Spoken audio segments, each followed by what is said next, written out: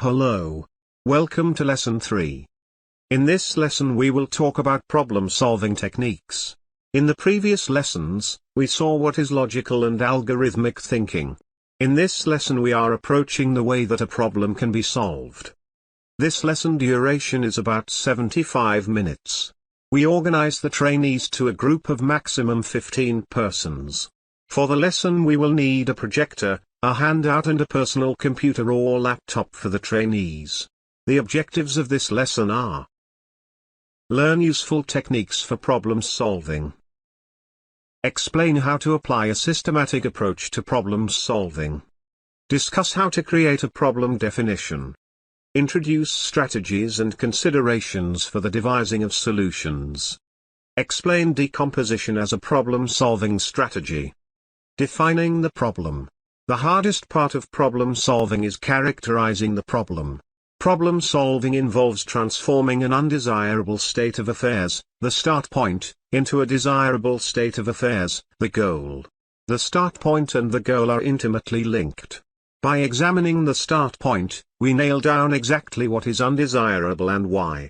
In doing so, we reveal more about what the goal should be. We might find things undesirable for any number of reasons. Maybe the current process is too slow. Maybe we regularly need to make certain decisions, but we have too much data to handle. Maybe we have missing information about how something behaves. When trying to understand the problem, it is foolish to answer a question that we do not understand. Thus, we advise the below. If someone else gave it to you, try restating the problem in your own words. Try and represent the problem using pictures and diagrams. Humans deal better with visual representations. There will be knowns and unknowns at the start. You should ensure that enough information is known for you to form a solution. If there isn't, make the unknowns explicit. When considering what the goal looks like, ask yourself, how do you know when the problem is solved? In other words, how will you know when you're done? Done could mean that efficiency has increased 50%. Or that steps 2 to 5 of a process are executable with zero human intervention. Try describing how a working solution should look. Or perhaps describe how it should work, but only at a very broad level. Remember, details are no concern yet. However, you specify the goal, make sure that your language is clear and specific. For example, if you aim to improve the speed of the current system, don't specify your end goal simply as it should be faster. Give it measurable accuracy. Once you have a finished problem definition complete with goal, you can consider the strategy for finding a solution. We focus on one strategy in particular, decomposition, since it is the problem-solving strategy at the core of computational thinking, but we'll also look briefly at several others that can be applied. Before looking at strategies, however, there are a few things about the problem-solving process you should keep in mind. Quality. First, notice that we say a solution and not the solution. For any problem, there are usually multiple solutions, some good, some terrible and others somewhere in between. We should focus on finding the best solution you can. For the overall problem, there is likely no perfect solution. Trade-offs between competing parts are almost inevitable. On the other hand, individual parts of a problem may be perfected, inasmuch as their role in the overall solution might be optimizable. Collaboration. Making problem-solving a collaborative effort is often helpful. Something as simple as explaining our current work out loud often helps us to spot mistakes or potential improvements. Seek out the views of others. People's minds work in different ways. We may not kill an idea stone dead, as we might do when writing fiction, but a fresh perspective might show where we're going wrong and help us improve it. While we have the attention of other people, try brainstorming with them. Brainstorming sessions thrive on spontaneity. All ideas, however radical they seem, should be recorded, and we should reject nothing out of hand. In fact, wild ideas are to be encouraged. In among those crazy ideas may lie the seeds of a creative new approach that we might ordinarily have missed or self-censored.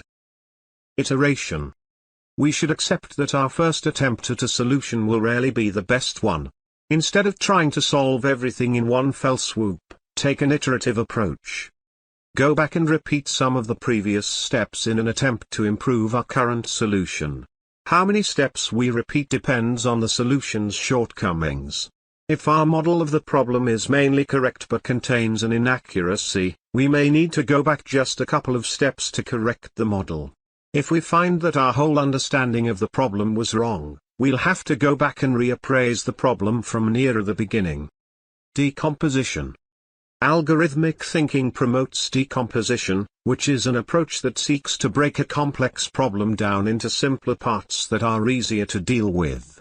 Its particular importance to algorithmic thinking comes from the experiences of computer science. Programmers and computer scientists usually deal with large, complex problems that feature multiple interrelated parts.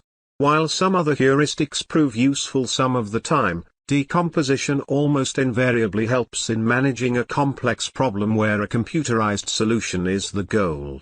Decomposition is a divide-and-conquer strategy, something seen in numerous places outside computing. 1. Politicians use it to break opposition up into weaker parties who might otherwise unite into a stronger whole. 2. When faced with a large, diverse audience, marketers segment their potential customers into different stereotypes and target each one differently. Within the realm of algorithmic thinking, we use divide and conquer when the problem facing is too large or complex to deal with all at once.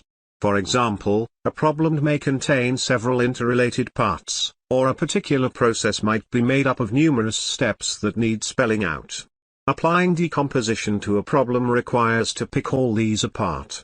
By applying decomposition, we aim to end up with a number of sub-problems that can be understood and solved individually. This may require to apply the process. That is to say, the problem is reformed as a series of smaller problems that, while simpler, might be still too complex, in which case they too need breaking down, and so on. Visually this gives the problem definition a tree structure. Lesson activity. The trainer shares a handout with exercises. Same questions are seen below.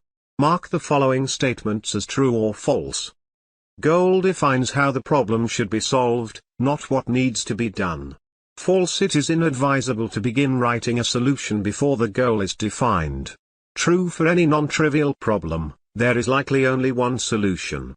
False: decomposition guarantees an optimal solution. False: a tree structure is hierarchical in nature. True: